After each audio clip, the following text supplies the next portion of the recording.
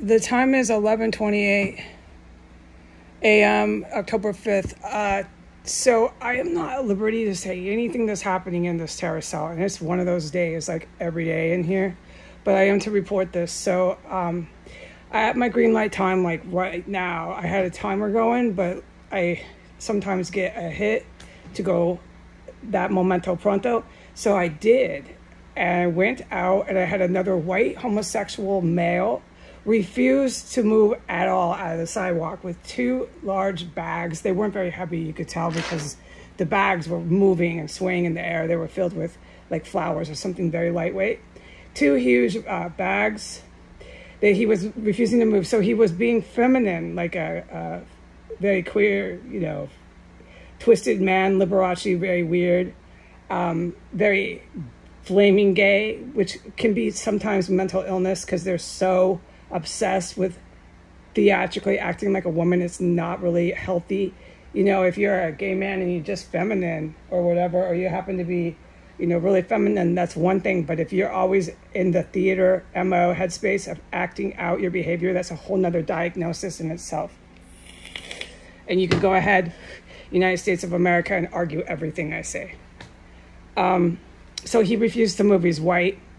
He had his baseball cap on. So, but then at the same point in time when he saw me, because he is a man no matter what he wants to say, and because he was born a male no matter what he wants to say, he has testosterone and basic biology. And so his feet became like a soldier. I watched his feet, I watched his body, and he clenched onto his bags, one in each hand, left and right. And he refused to move, and his body became really stiff, really physically aggressive, and really hostile as soon as he saw me. And then suddenly this feminine, flaming gay man turned into a flaming gay man, feminine, and very, very, very violent, tough guy all at once. So therefore, my point made, that guy's a serious mental case. He doesn't know what he is.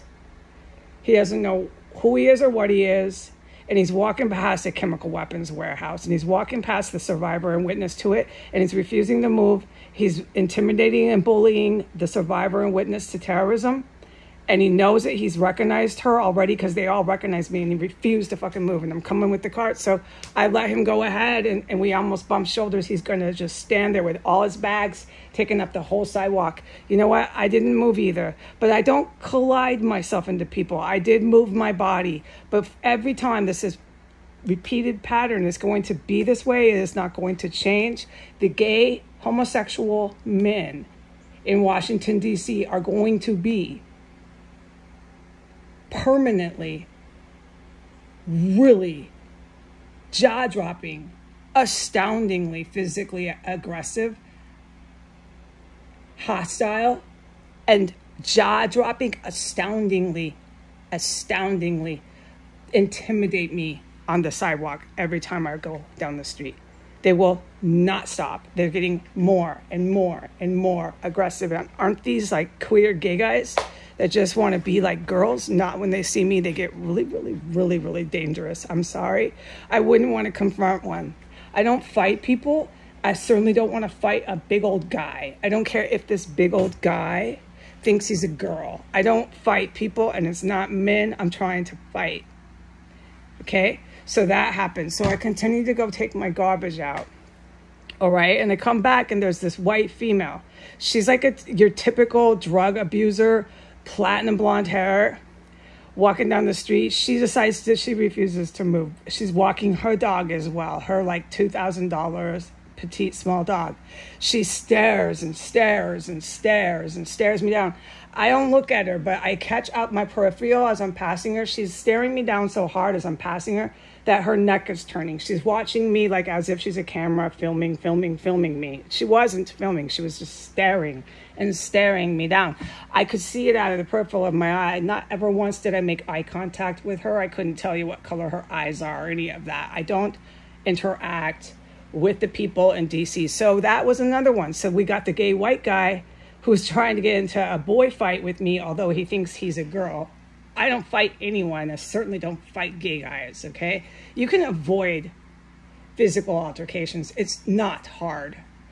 And And then we had the female who's like your average drug abuser, way too skinny, lots of money, expensive dog, staring me down, white female, platinum blonde hair, about 5'6", height 5'6", t-shirt, really tight pants, stares me down. So I'm coming back at that point. And then once I get to S and 15th, this is what I'm supposed to report.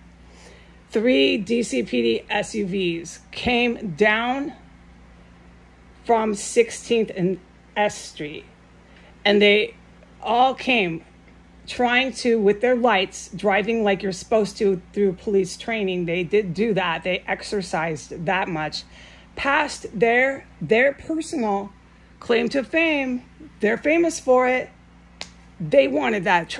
Everyone who knows these reports and sees what goes on here that I'm not allowed to talk about outside of my room. I'm talking outdoors.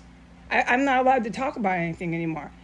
Anyone who sees what's going on outdoors and hears my reports knows the DCPD did their due diligence to be celebrity terrorists. You are DCPD. You are historical, freaking famous terrorist. Good work for you. You worked hard on that. You did. And you can just review my historical reports, and you can go ahead and review what the good guys and the good military have documented on you as well. All right, so 3 of those SUVs with their lights, they're going the police car noises. One, they're all about 10, 15 feet apart. They're revving their RPMs. They're big tough guys. So I go out and I stand right by them as they pass me by. I'm not in their way. I'm not jumping in front of their car, but I let them see me because that's precisely what I did. Here I am, DCPD. There's the witness to your terrorism. And look who's there again. There was one in one car. There was two DCPD in another. And the other car had 2. There was 5 of them. Look who's there again, DCPD. 5 uniformed police officers. Who's there again? Driving by their DCPD ISIS Iranian chemical warehouse with all their lights on, all their noise. Everybody look at us. Everybody hear us. Everybody talk about us. Well, you know what, DCPD, I am. I am. All right? I'm talking about you. I'm not talking about anything that goes on inside your terrorist cell, and I'm not talking about anything else that goes on outside this terrorist cell, but you. So then when they all sped by, they used their signals. They had their lights going, and they went up towards U Street, up towards 15th, okay? So whatever criminal terrorism they were doing, it didn't work out, and they were fleeing the scene. And I'm to tell the special ops, I definitely saw that. All right, and I went right there so they could see me as they passed me by. They were a good 7 feet from me. I was right there with the cars parked on the side of the road. But they saw me. I want them to see me. I'm alive no matter what you've done to me in here. I'm alive no matter what you've done to other women in here. And there you are. Look at me. Look at you. Look at us on S Street in front of your chemical weapons warehouse. Look at us. You're right, DCPD. I'm also to report who was watching that. Another one of the triad. Asian. She was like Filipino. She was definitely not Chinese, definitely not South Korean, definitely not Korean.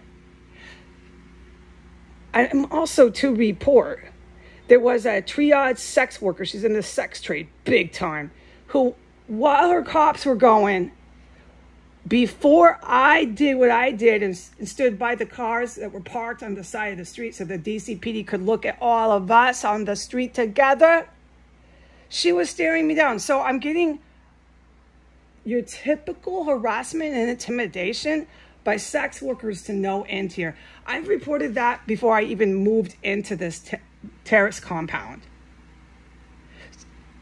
I have one thing to say to the DCPD. Your sex worker, Asian, like Vietnamese or something, she was in her 20s, real expensive clothes like the blonde that stared me down on 15th. DCPD, you need to run to your hookers that you pimp. You need to run to your hookers that you pimp, who you have walking endlessly up and down the street, thinking they have the balls to stare me down. You need to run to them for your army. Adios.